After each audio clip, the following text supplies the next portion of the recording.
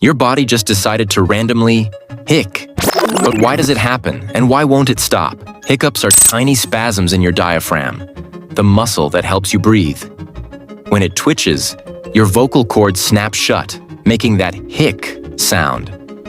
They can be triggered by eating too fast, swallowing air, or sudden temperature changes in your throat.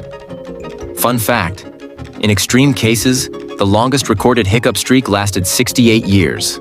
Yep, years. Most stop on their own, but the mystery is why your brain sometimes just doesn't get the memo. So, hiccups, cute quirk, or tiny torture? Subscribe for more body science you didn't know you needed.